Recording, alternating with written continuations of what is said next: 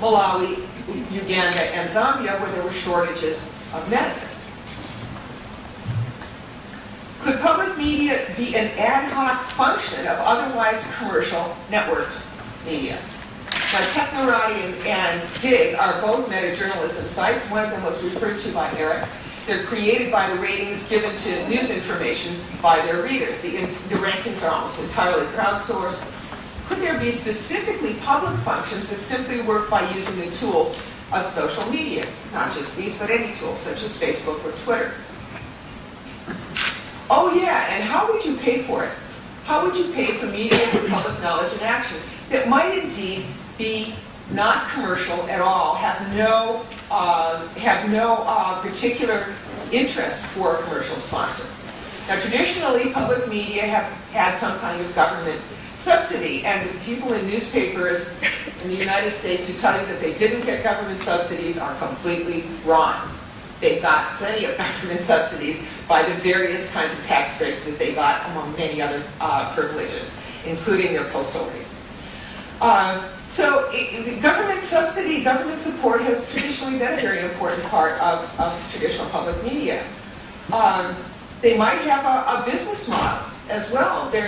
Certainly, Google has taught us a lot about how you can do advertising in a way that is decently distanced from products. And certainly newspapers have depended on advertising and still claim to be putting out a product that's distinct from the advertising.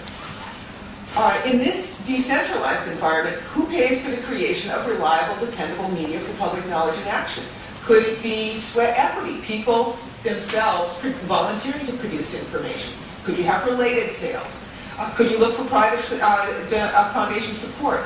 Could donations actually help to support the professional side of a professional-amateur relationship that provides quality, or as the slang often goes, pro-am? We are in the phase, at this point, of many, many small experiments in public media and in social media. Nobody seems to have a crystal ball to be able to predict the future, particularly for that sticky question of business models. But what we do know is that eventually consolidation will occur. Business models will gel, and then the question will be, under whose terms is information processed, produced, processed, and filtered? I'm arguing that public media capacity, media for public knowledge and action, media that makes it possible for people to be publics, will not be preserved by the market alone, but by some form of political will that will generate those resources. That political will could generate them through requirement for government support, for subsidy, for donations, but there will have to be that. So what are the absolutely basic things you're going to need? You're going to need infrastructure. In the United States, basically everybody, and I realize how distinctive the United States is. In the United States, basically everybody who wants broadband has it. There's a full 1/3 of the country that is disconnected from that service, and that not a significant number of those people not only do not have it, but do not know why they should want it. So the challenge of our country is providing, beyond this current level of service, provide networking capacity that actually reaches the entire country. Because when one part of the country is disconnected from another part of the country and you're still living next to each other, that's a very volatile situation. So for any reliable communication, we are going to need broadband. And everybody in the country has to be able to get it. And this is a country-by-country decision on how you implement it. Another decision you need is that public media planners need to have a commitment to partnerships, not silos. The commercial, non-commercial divide has to be permeable. There need to be standards, but there need to be incentives for collaboration.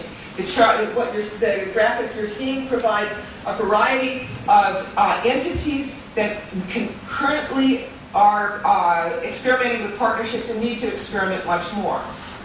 Institutions in this environment, not just individuals. cultural organizations, community institutions, educational institutions, policy organizations, nonprofits, public broadcasters, etc. Public media planners also need to seize the advantages of the networked environment that Eric so vividly portrayed for you, and to understand the centrality of the user in this environment, as this graphic shows you. They need to have a commitment to participation with the people who were formerly known as the audience. We recently did a report that is called Public Media 2.0.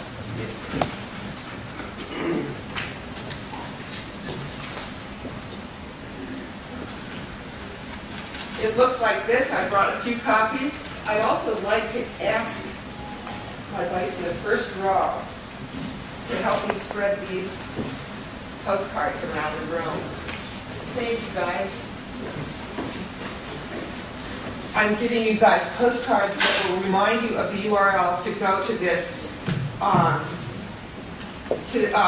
to this website to be able to download or read online this report.